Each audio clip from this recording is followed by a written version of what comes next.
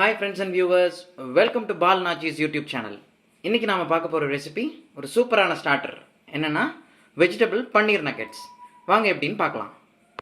Vegetable பன்னீர் நகெட்ஸ்க்கு தேவையான பொருட்கள் என்னென்னு பார்த்துடலாம். உருளைக்கிழங்கு லேசாக மஞ்சத்தூள் உப்பு போட்டு அவிச்சு மேஷ் பண்ணி வச்சுருக்கேன். சாப் பண்ணி வச்சுருக்க கேரட்டு ஒரு கேரட்டு, சாப் பண்ணி வச்சுருக்க பீன்ஸு ஒரு 2-3 பீன்ஸு, பன்னீரை துருவி வச்சுருக்கேன். வெங்காயம் பொடியாக நறுக்குனது, இஞ்சி பூண்டு பேஸ்ட் 1 டேபிள் ஸ்பூன், கார்ன்ஃப்ளவரும் மைதாவும் ஒரு 3 டேபிள் ஸ்பூன் எடுத்திருக்கேன். பிரெட் க்ரம்ஸ் கடைசியாக நம்ம க்ரம் பண்ணுறதுக்காக, உப்பு தேவையான அளவு. இதுக்கு தேவையான மசாலா என்னென்னா மிளகாய்த்தூள், சீரகத்தூள், மாங்காய்த்தூள், கரம் மசாலா பவுட்ரு, கொஞ்சோண்டு பெப்பர். வெஜிடபிள் நகெட்ஸ்க்கு முதல்ல நம்ம நறுக்கி வச்சுருக்க வெஜிடபிள்ஸ் எல்லாம் சாட்டே பண்ணணும் இல்லையா, வதக்கணும். ஸோ அதனால் ஒரு 2 டேபிள் ஸ்பூன் ஆயில் ஒரு பாத்திரத்தில் போட்டிருக்கேன். இப்போ ஆயில் ஹீட் ஆயிடுச்சு. கொஞ்சோண்டு கியூமன் சீட்ஸ், அதாவது ஒரு பிஞ்ச் போதும் டெம்பரிங்க்கு. இதை போட்டுட்டு சாப் பண்ணி வச்சுருக்க வெங்காயம்,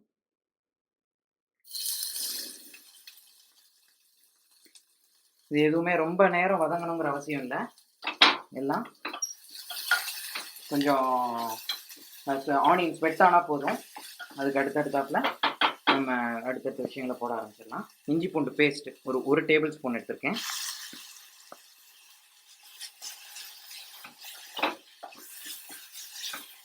யூஸ்வலாக நம்ம இந்த நக்கெட்ஸ் எல்லாம்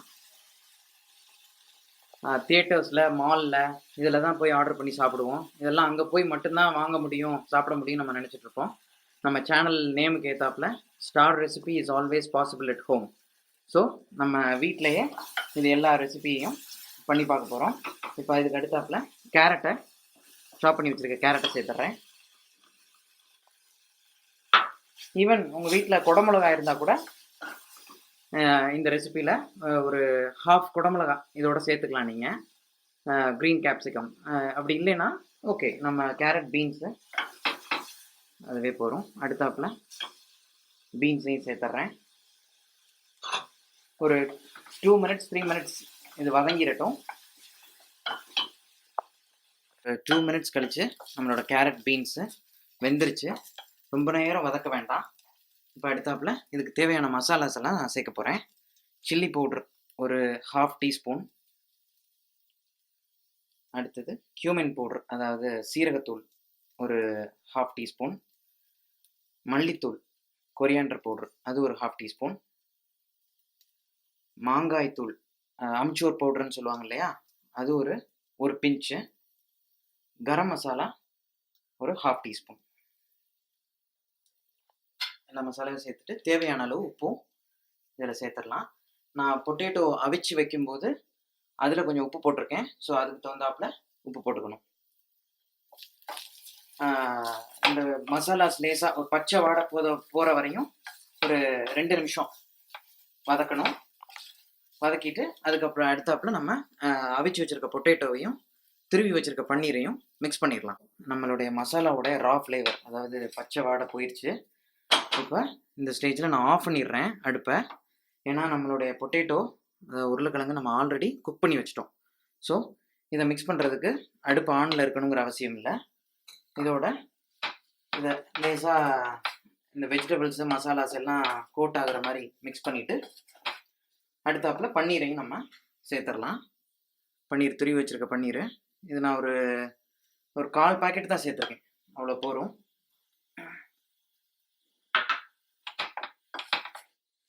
இந்த பன்னீர் இப்போ சேர்த்துருக்கோம் இல்லையா, இதுக்கு பதிலாக நீங்கள் இந்த அமெரிக்கன் சீஸ்ன்னு சொல்லுவாங்க அல்லது செடார் சீஸ்ன்னு சொல்லுவாங்க, அந்த மாதிரி சீஸ் கிடைச்சா கூட பன்னீருக்கு பதிலாக அதை கிரேட் பண்ணி சேர்க்கலாம்.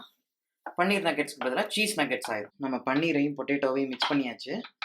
இப்போது கொஞ்சம் நேரம் இது ஆறணும். ஏன்னா இது நம்ம சின்ன சின்ன பால்ஸாக இப்போ உருட்ட போகிறோம். ஸோ கொஞ்சம் ஆற விட்டுட்டு ஒரு 10-15 மினிட்ஸ் விட்டுக்கிட்டிங்கன்னா ஆறிடும். ஆறினோடனே நம்ம உருட்டணும். முக்கியமான விஷயம், இந்த பொட்டேட்டோ ரொம்ப நீங்கள் குலைவாக அவிச்சிடக்கூடாது. அப்புறம் என்ன தண்ணி விட்ட மாதிரி ஆயிரும். மிக்சர் இவ்வளோ டைட்டாக இருந்தால் தான் உங்களுக்கு உருண்டை பிடிக்க வரும். ஸோ அதை கேர்ஃபுல்லாக பார்த்துக்குங்க. இப்போ பாருங்கள், நம்மளுடைய அந்த திக்கான மிக்சரை இந்த மாதிரி பால்ஸாக உருட்டி வச்சுருக்கேன். இது கிராக்கே ஷேப்புன்னு சொல்லுவாங்க ஹோட்டல் டெர்மினாலஜியில். நீங்கள் உருண்டையாக உருட்டுறதுனால உருட்டிக்கலாம். இல்லை வீட்டில் குழந்தைங்க இருந்தால் இப்படி அழகாக உருட்ட சொல்லி அவங்களையும் ஹெல்ப் கூப்பிட்டுக்குங்க. சூப்பராக இந்த மாதிரி உருட்டி வச்சுக்கணும். இப்போ நான் இதுக்கு இந்த கோட் பண்ணுறதுக்கு கார்ன்ஃப்ளவரையும் மைதாவையும் பேட்டர் மாதிரி ரெடி பண்ணிக்க போகிறோம். திக்காக இருக்கணும். இதே இப்போ சிக்கன் நக்கெட்ஸ் அந்த மாதிரி விஷயம்னா நம்ம எக்கு சேர்ப்போம். இது வெஜிடேரியனுங்கிறனால இப்போ கார்ன்ஃப்ளவர் ஒரு 3 டேபிள் ஸ்பூனும் மைதா ஒரு 3 டேபிள் ஸ்பூனும் ரெண்டையும் ஒன்றா மிக்ஸ் பண்ணிட்டாச்சு. இப்போது நம்ம ஆல்ரெடி கிராக்கேயில் போதுமான அளவு சால்ட் போட்டிருக்கோம். பட் ஸ்டில் இந்த பேட்டர் ஏன்னா திரும்பியும் நம்ம க்ரம் பண்ண போகிறோங்கிறனால கொஞ்சம் சால்ட் கம்மியாயிரும். ஒரு பிஞ்ச் சால்ட்டு இதில் போட்டுக்க போகிறோம். அப்புறம் மிளகுத்தூள் ஒரு பிஞ்ச் சேர்த்துட்டு கொஞ்சமாக தண்ணி விட்டு இதை திக்காக பேட்டர் மாதிரி ஆக்கிக்க போகிறோம். ரொம்ப தண்ணி ஆகிடக்கூடாது. அப்புறம் வந்து இந்த கிராக்கே அதாவது நம்மளோட நக்கெட்ஸ் பால்ஸில் கோட் ஆகாது. இது கோட் ஆனிச்சுன்னா தான் நம்ம க்ரம் பண்ணும்போது அந்த பிரெட் க்ரம் பிரியாமல் அதிலே பிடிச்சிட்ருக்கோம்.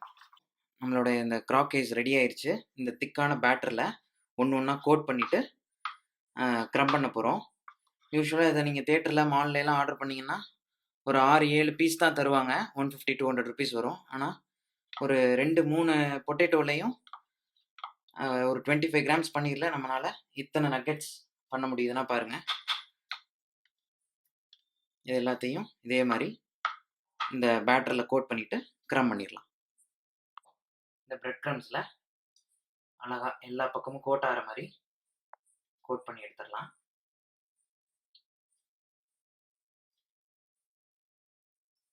அவ்வளோதான். ஒன்ஸ் இந்த மாதிரி நம்ம டிவைட் பண்ணி வச்சுருக்க எல்லா பால்ஸையும் இந்த மாதிரி பிரெட் க்ரம்மில் போட்டு பரட்டி எடுத்துகிட்டு அடுத்தாப்பில் நம்ம டீப் ஃப்ரை பண்ண போகிறோம்.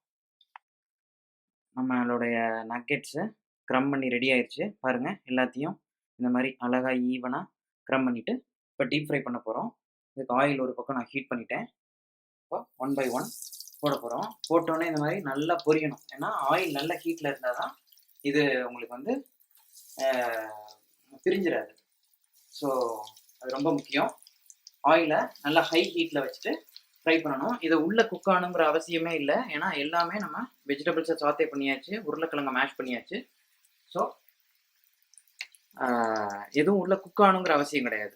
நம்ம அழகாக இந்த மாதிரி கோல்டன் ப்ரௌனில் ஃப்ரை பண்ணி எடுத்துட வேண்டியதான். ஃபர்ஸ்ட் பேட்ச் போடும் போது கொஞ்சம் ஹை ஃப்ளேமில் வச்சுக்கோங்க. அப்புறம் கொஞ்சம் குறைச்சிக்கலாம். உடனே இந்த மாதிரி கலர் ஆயிரும். ஜஸ்ட் இதுக்கு கலர் கொடுத்துட்டு நம்ம எடுக்க போகிறோம், அவ்வளோதான். ஸோ இது உள்ளே குக் ஆகணுங்கிற அவசியம்லாம் இல்லை. ஸோ பியூட்டிஃபுல் கலர் உடனே எப்படி ஆயிடுச்சு பாருங்கள், ஃபியூ மினிட்ஸில். இதை நம்ம இப்போ டிஷ்யூ பேப்பர் விரித்து வச்சுருக்கேன். பிளேட்டில் அழகாக எடுத்துடணும். இதுதான் கலர். இப்படியே எல்லாத்தையும் பொரிச்சு எடுத்துடலாம்.